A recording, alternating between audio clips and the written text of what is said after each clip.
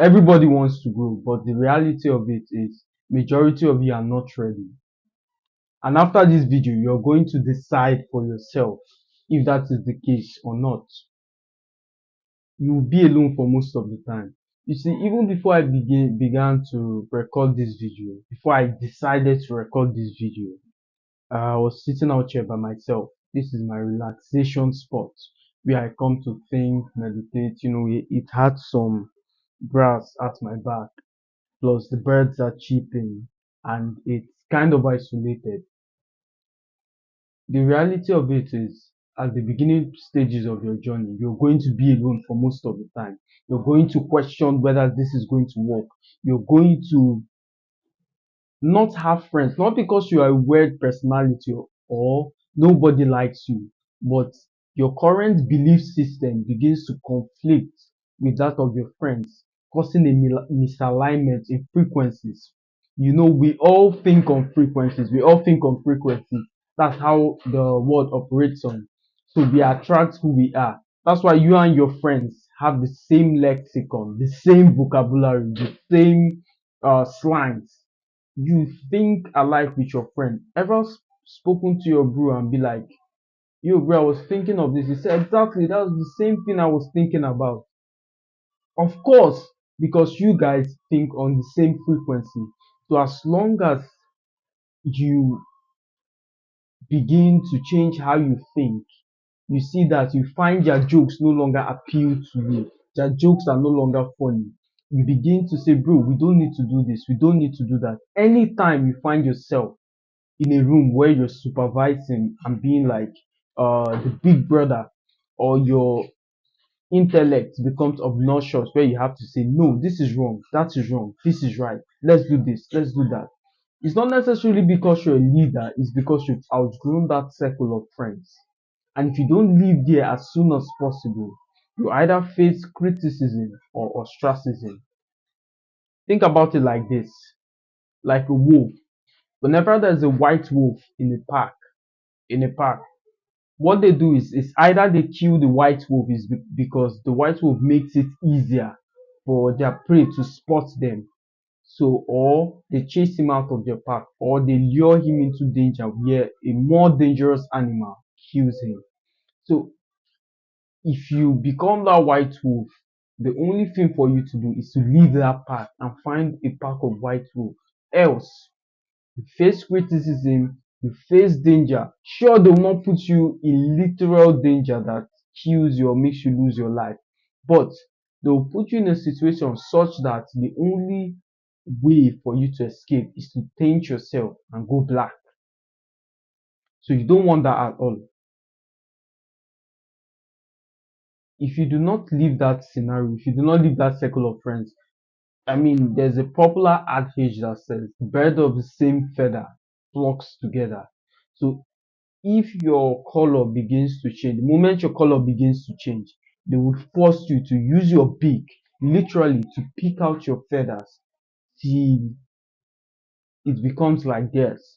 So when your belief system no longer appeals with your friends, that's a signal for you to leave that environment. The second is,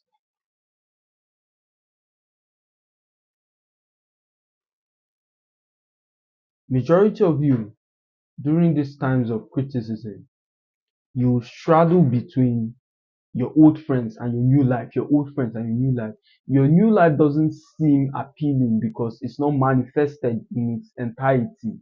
So your new life is kind of this dull life. It's kind of like the unknown. The body does not like the unknown. The body would rather tread in the familiar, although it stinks, although it is unacceptable, than tread the unknown. So your body is signaling to you, I don't know where you are going, but this seems dangerous. So in an act to protect you, it self-sabotages those actions you take in order to make an improvement in your life. Take for instance, you say you're going to hit this goal by X amount of time. You find yourself delaying, you find yourself self-sabotaging the effort, you find yourself not starting. Just like today, there was a very important activity I was supposed to do. Then part of me wanted to, do chores or do the laundry. Even the most trivial of tasks now seemed alluring. That, that dish which I'm never going to use, all of a sudden I want to wash it. These are all mechanisms your brain devices in order to self sabotage that your actions of growth. So I said, no, I'm going to do this activity. Instead of preparing or putting myself in a stage where I would want to do the activity, I just started. So immediately you begin, you find enjoyment in doing the task. So it's the same thing for you. Begin that task. Do not think about it. Do not wait. Do not procrastinate. Just start. This is the downside of personal development. No one is going to share to you. You'll be alone for most of the time. You would suffer criticism. You have to stick to your guts. But my friend, I want you to believe that there's light at the end of the tunnel, that more tools will be found along the way. They will not be found at the initial stages of the journey, but they will be found somewhere along the journey. I was not always this smart. I was not always this rich. I was not always this confident. This is a character of accumulation of years of effort. So do not think it's impossible, or do not look at this horizon and timeline or do not let the timeline make it seem unachievable. There's a Chinese proverb that says the best time to plant a tree was 20 years ago. The second best time is now. So if you start now, when you look back, you will see all the improvements you've made, all the iterations and feedback you've gotten that had you not started, you would not be able to see. If you check out my oldest video, the first video I uploaded on this channel, you see there are so much difference both in my speaking, environment, and content wise. So you see that there are iterations and improvements. Had I focused on the timeline and say, this is unachievable to take 2 years for me to get this good. But eventually, that 2 years is going to come. That 2 years is going to arrive. The question is, did you get better? Are you the same person? Yeah. So it's all these trade-offs. You have to trade off friends, party at night, you'll be ostracized, you'll be called names, you'll be called the weirdo. So you have to learn to enjoy the solitude. Let me tell you, my friends, to lead the orchestra, you must be able to turn your back to the crowd. I'll say it again. To lead the orchestra, you must be able to turn your back to the crowds. Majority of leaders don't hang. Bill Gates doesn't hang. Let me tell you, Bill Gates has only one friend, and that is Melinda Gates. Charlie Munger has only one friend, which is Warren Buffett. So you see that all these great people, there are consistent threads of behavioral pattern running across them. They don't hang, they don't chill. So whenever you skip that late night party in order to focus on your business or side hustle, know that you're doing something that only the 0.1% does. God, the temperature here is awful, awfully hot. Yeah. So I'm going to summarize this video because the temperature here is unbearable. Yeah. So next thing I want you to do is, oh, yes, we are back. So the criticism might be unbearable, but I want you to believe that you're going to put through it. There's light at the end of the tunnel. Another thing people fail to understand is immediately at the beginning stages of this personal development, immediately you start, you can never stop. It's like this vacuum that pulls you in. You've seen all these movies here. The actor dips their hand into some unknown quantum field in order for a taste. Immediately she dips her hand, it sucks her in. It's the same thing with personal development. Immediately you try to say, at least let me start. It sucks you in. So you're never going to stop. Even if you stop, you're going to feel this guilt because you now have this information to improve your life, and yet you're not doing it because you lack consistency, because you don't want to be consistent uh, with this new venture. So you're shuttling between motivation, not motivated, motivation, not motivated, motivation, not motivated. You end up being in the middle. It's like taking two steps or taking one step forward and two steps backward, you're getting nowhere.